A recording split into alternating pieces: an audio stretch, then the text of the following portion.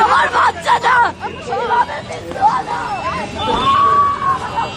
নিষিদ্ধ ছাত্রলীগ নেতা সাদ্দামকে স্ত্রী সন্তানের জানাজায় অংশ নিতে না দেওয়ার ব্যাপারে অবশেষে মুখ খুলল কারা প্রশাসন। তাদের দাবি, আইনি জটিলতা এবং ভুল তথ্যের কারণেই মূলত সাদ্দামকে প্যারোলে মুক্তি দেওয়া সম্ভব হয়নি। বাগেরহাট সদর উপজেলার নিষিদ্ধ ঘোষিত ছাত্রলীগের সভাপতি জুয়েল হাসান সাদ্দামের স্ত্রী ও শিশু সন্তানের জানাজায় অংশ নিতে তাকে প্যারোলে মুক্তি না দেওয়া নিয়ে সামাজিক যোগাযোগ মাধ্যমে তীব্র সমালোচনার ঝড় ওঠে। অভিযোগ, রাজনৈতিক পরিচয়ের কারণেই মানবিক দিক বিবেচনা না করে তাকে আটকে রাখা হয়েছে। ২৪শে জুলাই অগাস্ট আন্দোলনের মামলায় গ্রেফতার হয়ে বর্তমানে যশোর কেন্দ্রীয় কারাগারে বন্দী রয়েছেন জুয়েল হাসান সাদ্দাম। দীর্ঘদিন স্বামী কারাগারে থাকায় এবং মুক্তির কোনো সম্ভাবনা না দেখায় চরম হতাশায় ভুগছিলেন তার স্ত্রী। এই হতাশা থেকেই গত শুক্রবার এক হৃদয় বিদারক ঘটনার জন্ম দেন তিনি।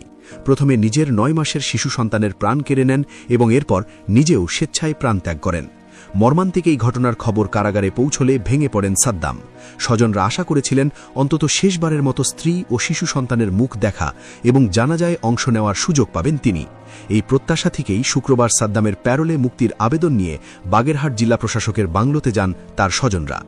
বাগেরহাটের জেলা প্রশাসক জানান, সাদ্দামের পরিবার তার কাছে আবেদন নিয়ে এসেছিল, কিন্তু সাদ্দাম যেহেতু বাগেরহাট কারাগারে নয় বরং যশোর কেন্দ্রীয় কারাগারে বন্দী, তাই বাগেরহাট জেলা প্রশাসনের পক্ষে তাকে প্যারোলে মুক্তি দেওয়া আইনত সম্ভব ছিল না।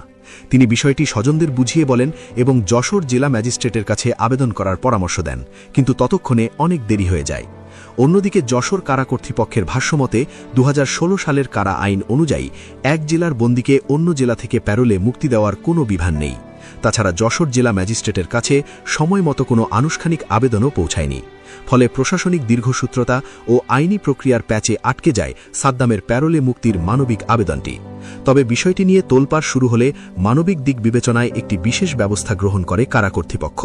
শনিবার সন্ধ্যায় অ্যাম্বুলেন্সে করে স্ত্রী ও শিশুর নিষ্প্রাণ দেহ যশোর কেন্দ্রীয় কারাগারের প্রধান ফটকে নিয়ে যাওয়া হয়।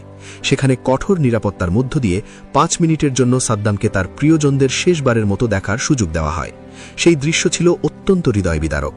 সাদ্দাম তার স্ত্রীর নিথর দেহ স্পর্শ করে কান্নায় ভেঙে পড়েন, তবে তিনি তার নিথর শিশু সন্তানকে কোলে তুলে নিতে অস্বীকৃতি জানান। উপস্থিত এক স্বজন জানান, সাদ্দাম আক্ষেপ করে বলছিলেন, জীবিত অবস্থায় যাকে কোলে নিতে পারেননি, নিথর অবস্থায় তাকে আর কোলে নিতে চান না। এই কথা শুনে উপস্থিত পুলিশ সদস্য ও কারারক্ষীদের চোখেও পানি চলে আসে। সামান্য সময়ের এই সাক্ষাৎ শেষে রাতেই নিথর দেহ দুটি বাগেরহাটে ফিরিয়ে নেওয়া হয় এবং স্থানীয় কবরস্থানে পাশাপাশি দাফন করা হয়। জানাজা ও দাফন শেষেও স্থানীয়দের মধ্যে এই ঘটনা নিয়ে আলোচনা থামেনি। অনেকেই প্রশ্ন তুলেছেন, প্রশাসনিক নিয়ম কি মানবতার চেয়েও বড়?